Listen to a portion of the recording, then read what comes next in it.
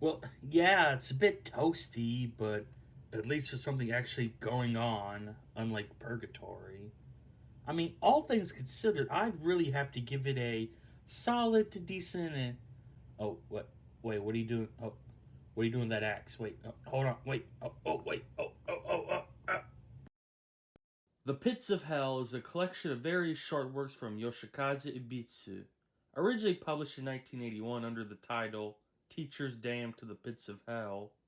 The book contains 9 different stories, and in order of appearance, they are Teachers Damned to the Pits of Hell. This version comes from Jam in 1980 and is a remake of a self published 1970 manga by the same name. The next 5 works were all published in Garo, titled Fuck Off in 1975, Workplace in 1974, Wiped Out Workers in 1975, Tempest of Love in 1976, and ESP 1974. Then there's Late Night Party, which is published in Manga Piranha in 1981. And then the final 2 stories were both published in Garo, titled Battles Without Honor and Humanity in 1974 and Salarymen in Hell in 1981. For this review, I read the 2019 edition published by Breakdown Press and translated into English by Ryan Holmberg, who also contributes a wonderful essay on Ebitsu's life, career, and influences. Speaking of which, this edition also came with an essay by Minami Shimbo, who discusses the manga within the book, and there is also some writing done by Ebitsu himself, where he talks about the circumstances surrounding the creation of each individual story, and even gives some meaning behind a number of them.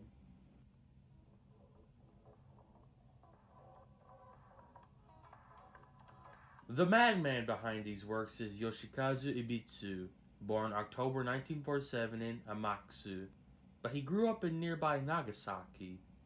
He became interested in manga as a child and was initially a fan of Osamu Tezuka and Mitsuda Yokoyama, but he soon discovered and fell in love with the Gekka works coming from the rental libraries at the time.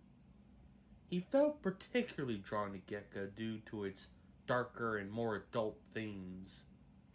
He stopped reading manga in middle school, however, but he did take a great interest in drawing art, especially graphic design, which would have a great influence on him in his later life.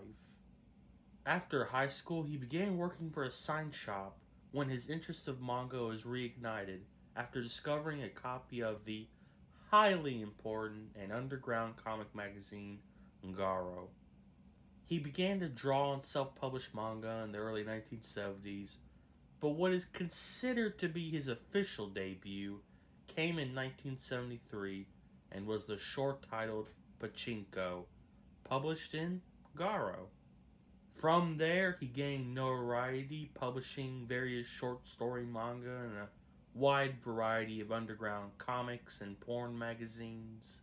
Along with manga, however, Ebitsu is also well known today for being a star on Japanese television. Ebitsu's manga are horrific to look at, highly violent, disturbing, and are truly nightmarish. But it's like that for a reason. You see, Ebitsu holds an interesting place within manga culture, for he's a contributor to the manga style known as Heta-uma. And now, for a reading from the Webster's Dictionary. Today's word is Heta-uma. Heta-uma refers to a manga movement in which the art looks bad, but it's done as a conscious aesthetic choice. Now, not anyone can create Heta-uma art, however. It does take a level of understanding and skill in order to successfully pull it off. One of the biggest contributors to this particular art movement is Teiko Yumura, more commonly known as King Terry, who, in his own words, lays out the various levels of manga art. Heta-uma is art that looks bad but is actually good. Uma is just good art. Heta, which is bad art done poorly. And finally, Umaheta, art that is good but is devoid of life. And with that, we now conclude our reading of the Webster's Dictionary.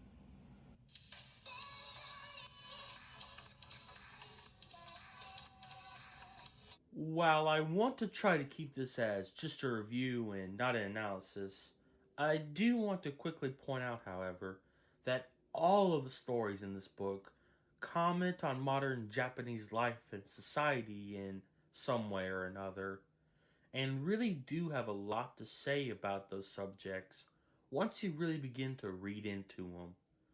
But again, I don't want to make this video an analysis. I want to keep it as a review. And with that out of the way, let's now get into the plot synopsis. Since this is a collection of short works, I'm now going to go through each story in the book and give a brief one-sentence synopsis about each one, starting with Teachers Damned to the Pits of Hell. The Pits of Hell, as I'm now going to refer to it as, tells the story of a teacher struggling to lecture a class full of disinterested and disrespectful students. Fuck Off is about a father playing pachinko and reminiscing about the time he talked with Mao Zedong. Meanwhile, his family waits for him at home.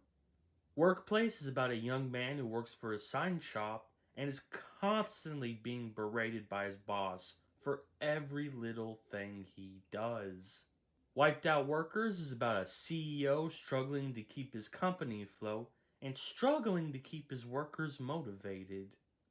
Tempest of Love is about a student of an abacus school and his troubles with the woman he loves. ESP is about a gambler who believes that he has the ability to control the outcome of a boat race using his mind. Late Night Party tells a story of an office party that gets completely out of hand as the night goes on. Battles Without Honor and Humanity is about a married couple and their struggle to survive in the world where food prices are soaring and the workers' paychecks are decreasing. And finally, Salaryman in Hell tells the story of a businessman who is forced to take his son to work because his wife is sick at home with his daughter. Now, these little synopses can't really do justice just what's going on here. These stories may seem simple and, well, they are, but it's more about providing commentary or having some kind of grander meaning in them that's important. Now, with that out of the way, let's finally get into the review.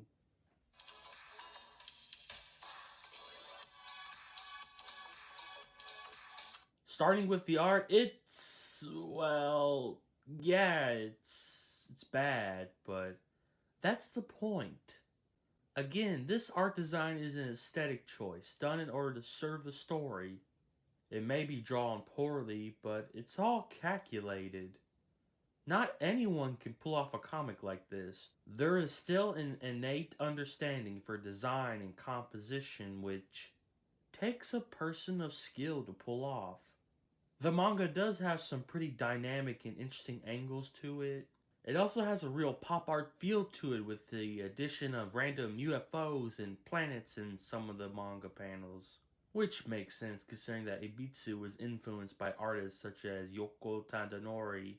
Even though the art is bad, you can still see that Ebisu actually does have talent. You can see it seeping through in the backgrounds and the vehicles in a number of the stories. He is also great at depicting intense scenes and characters. Take, for instance, the ending of Battles Without Honor and Humanity. That ending scene was so incredibly memorable because of how intense he drew the final scene and how intense the character looked. In turn, his depiction of violence and murder was also very intense and disturbing. He is worryingly good at depicting violence in a way that gives it a nauseating quality. Overall, however, the art is only really here to serve the story and accentuate it with its deeper meanings. But again, Ebisu does have talent. You can see it, even through this bad art. As for the stories, they all have this real dreamlike quality to them. I guess I should say nightmarish. Like dreams, they're all highly surreal, disjointed, and are just plain off-the-wall batshit crazy. A number of similar motifs appear again and again throughout this story, such as gambling and this disconnect between the masses and authority, and a lot of them will also feature random appearances by real life public figures such as Mao Zedong. Returning to the dream analogy from earlier, unlike dreams, all of these stories do have deeper meanings to them. They all comment on Japanese culture and society in some way, shape, or form, such as Pits of Hell talking about problems with the education system and Wiped Out Workers commenting on worker culture. Now, don't worry if you don't really understand the point of these stories.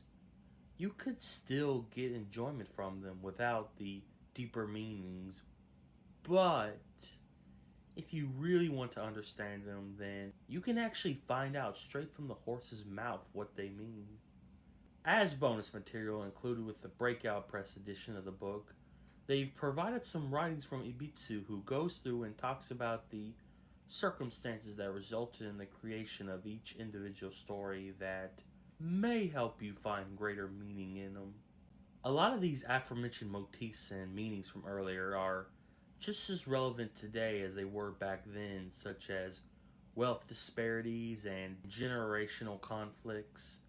It's because of this quality that it helps to make the book feel so fresh and amazing. All of these stories also feature a lot of absurdist comedy in them, and it is absolutely hilarious sometimes. They were just so out there and strange that I could not take my eyes off them for a second. That being said, however, they can also get pretty gross, so just be warned. I still can't stop thinking about that sex scene from Tempest of Love.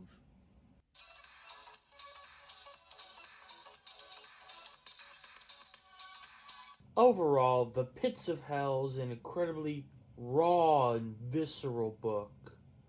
The stories contained all have powerful purpose to them without the need for fancy or flashy art, and they continue to be relevant to this very day.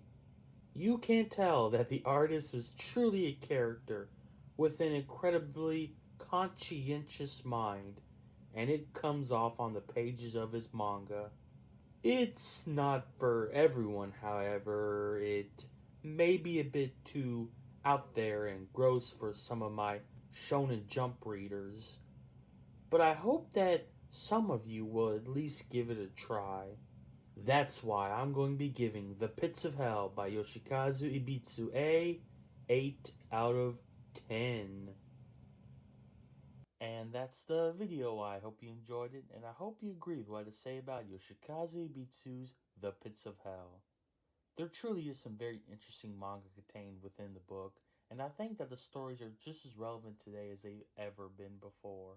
If you are unfamiliar with the general underground manga movement, then I would really recommend checking this book out because, who knows, this just may be your entry into that world filled with highly unique voices and manga.